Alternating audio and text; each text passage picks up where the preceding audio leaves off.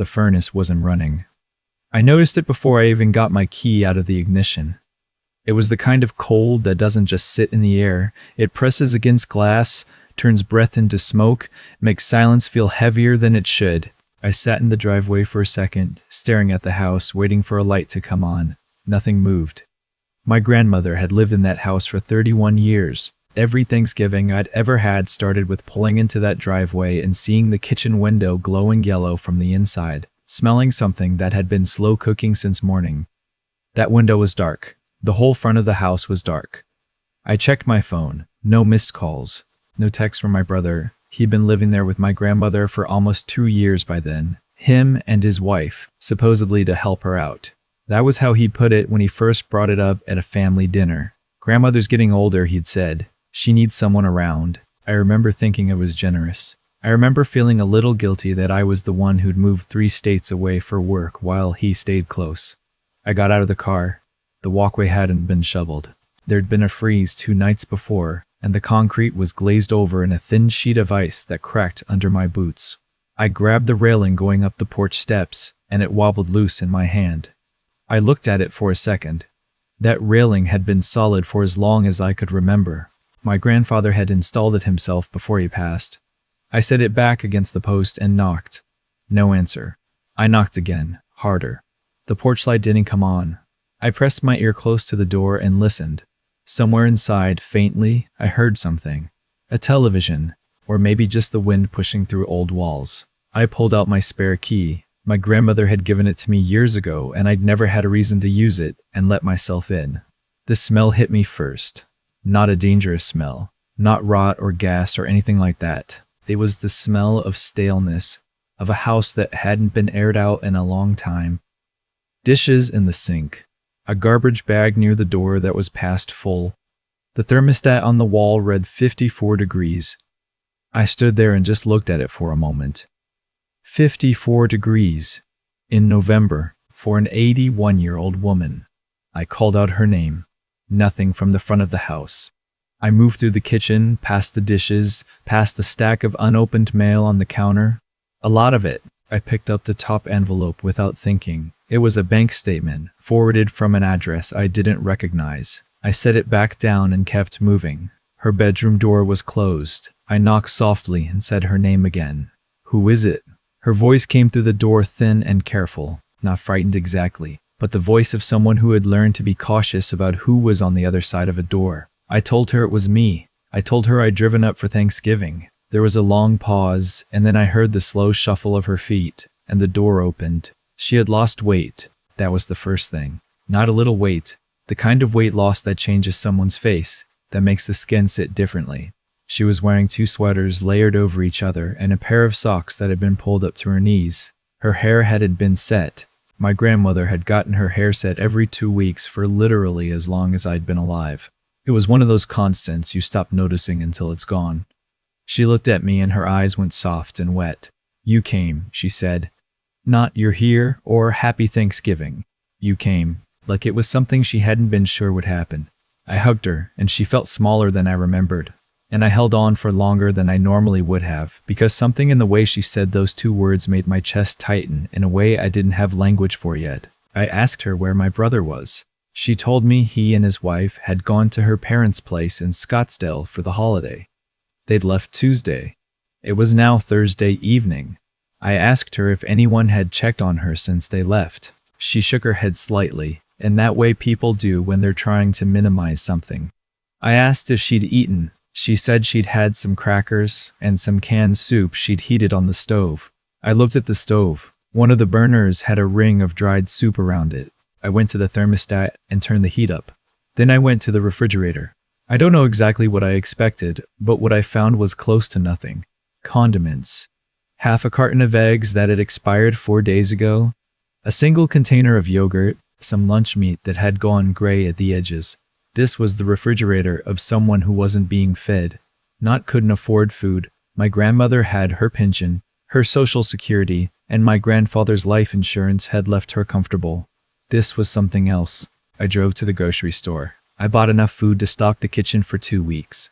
When I came back and started putting things away, my grandmother sat at the kitchen table and watched me the way you watch something you're not sure is real yet. At some point, she reached out and put her hand over mine and said, "I didn't want to bother anyone." I didn't say anything. I finished putting the groceries away and I made dinner. Later that night, after she'd eaten and the house was warm again and she was settled in the living room with the television on, I sat at the kitchen table with that stack of mail. I told myself I was just going to straighten it up. I told myself I was just going to find out if any bills had been missed. What I found instead unraveled the next 6 weeks of my life. The bank statement I picked up earlier was from an account I'd never seen before, not my grandmother's main checking account. A different one, a savings account, opened about 20 months ago. The mailing address was a P.O. box and my brother's name. The statement showed a pattern I had to read twice before I understood what I was looking at. Regular transfers. Every month, sometimes twice a month. Amounts ranging from $400 to $1,200, moved out of my grandmother's savings and into an external account. 20 months of transfers. I did the math on the back of an envelope. It came to just over $22,000. I sat with that number for a long time. I went through the rest of the stack. There was a second statement, same account. A third. There were also 2 credit cards. Both in my grandmother's name, both with balances she clearly didn't know about, both with charges at restaurants and home goods stores and a golf equipment shop in Scottsdale. Charges that were not hers. There was a document from a property management company, my grandmother's name listed as a silent investor in a rental property I had never heard her mention. I looked at the signature at the bottom and it was hers, but the handwriting was slightly off in a way I couldn't immediately explain. I photographed everything with my phone. I put it all back in the stack exactly as I'd found it. Then I sat at that table in the quiet of the kitchen and thought about my brother moving into this house and calling it generosity. My grandmother came to bed early. Before she went, she stopped in the kitchen doorway and looked at me the way she used to when I was a teenager staying up past my bedtime. Then she said, quietly, "He told me I was spending too much, that I had to be more careful." She said it almost to herself. Then she went to bed. I didn't sleep. I called into work the next morning and told them I needed an extra few days. Then I called a friend of mine who worked in estate law. He wasn't practicing elder law specifically, but he knew who did. He gave me 2 names. I called the first one, a woman whose firm specialized in elder financial abuse. Her assistant told me she had an opening the following Tuesday. I took it. I also called my grandmother's doctor's office that morning. I explained who I was, explained that I was a family member with concerns, and asked if she had been in for any recent visits. There was a pause on the phone while the receptionist checked. My grandmother's last appointment had been 14 months ago. She was supposed to come in every 6 months.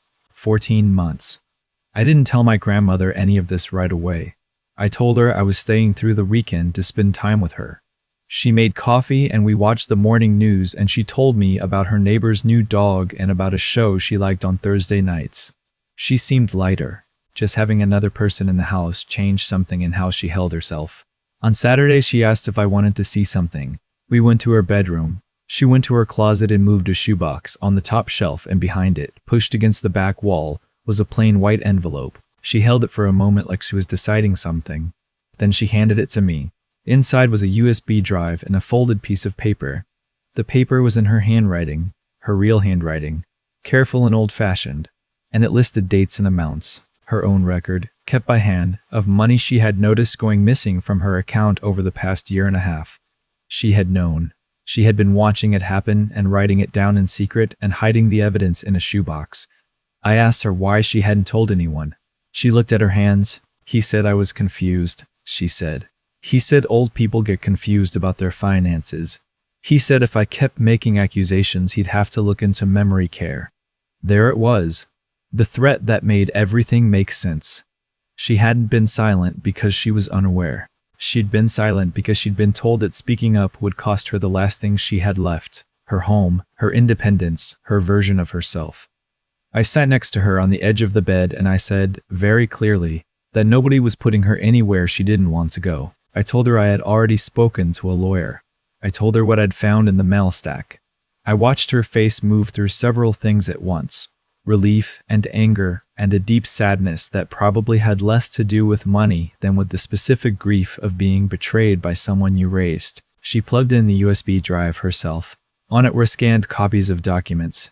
Documents she had quietly photographed with her tablet over the past several months. Bank confirmations. A copy of a power of attorney document that had been changed without her being told. A signed authorization she didn't remember signing. Transferring a portion of her investment account to be managed on her behalf. She had been collecting evidence in secret on a tablet my brother apparently didn't know she knew how to use, and backing it up to a USB drive she hid behind a shoebox. 81 years old, no one gave her credit for a single thing. The attorney I met with on Tuesday had a calm, precise manner and 20 years of elder law experience. I brought the bank statements, the photographs, the list my grandmother had kept, and the USB drive. She looked through everything without saying much. Then she looked up and told me that what I was describing had a name. It was called financial exploitation of a vulnerable adult, and in our state, it was a felony. She said the power of attorney alteration, if forged or obtained through coercion, added additional exposure. She said the credit card charges under my grandmother's name constituted fraud. She used words like pattern, documented, and prosecutable. She asked me if I wanted to pursue this. I told her that question wasn't really mine to answer. I called my grandmother from the waiting room. I put the attorney on the phone with her directly. I walked outside and stood in the parking lot and let them talk. 20 minutes later, my grandmother called me back in. "Tell her to move forward," she said. My brother called me that Thursday. He'd gotten back from Scottsdale, found me gone, found the groceries in the refrigerator.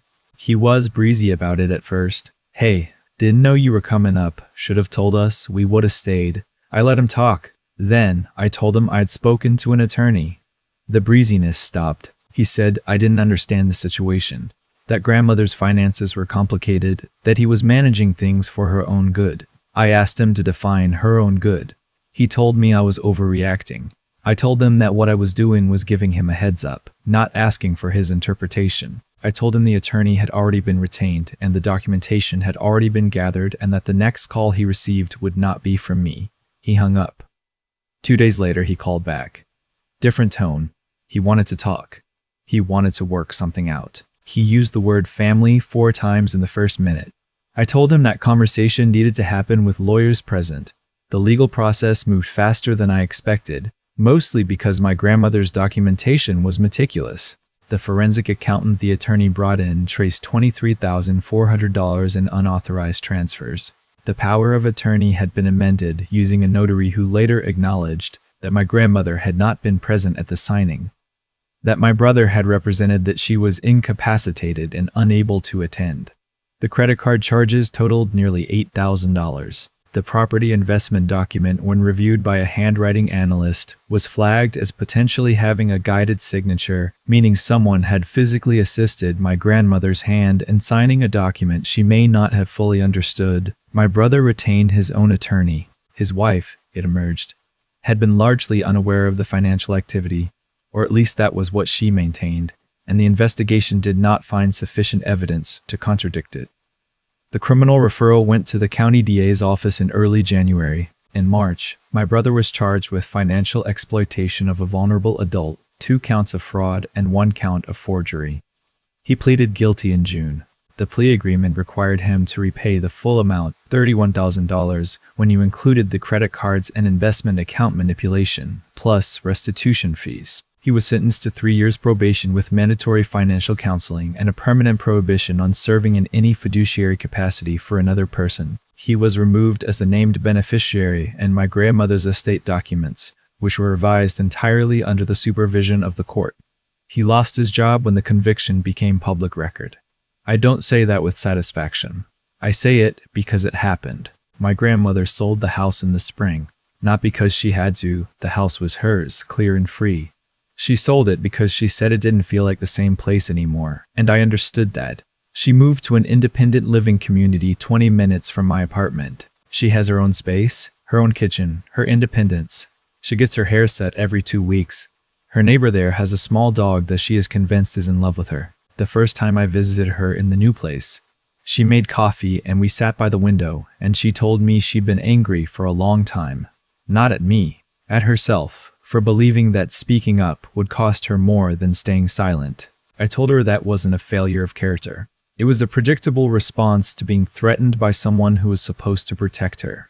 She nodded slowly, the way she does when she's deciding whether to accept a thing. Then she said, I kept those records for almost a year before you came. I asked her what made her start. She looked out the window. I didn't know if anyone would ever come, she said. But I thought, just in case. I thought, if someone comes, I want them to have something to work with. I've thought about that a lot since.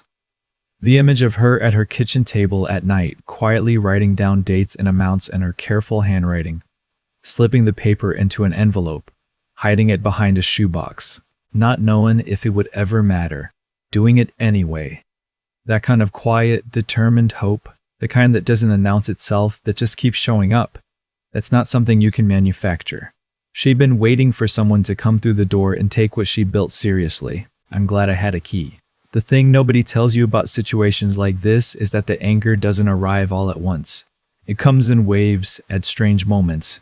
I'll be doing something completely ordinary, making coffee, sitting in traffic, folding laundry, and suddenly I'll be back in that kitchen at 54 degrees, looking at an empty refrigerator, thinking about how many Thanksgivings that house had fed everyone who walked through the door and how it had ended with crackers and expired eggs and a woman in 2 sweaters who said you came like she wasn't sure anyone would.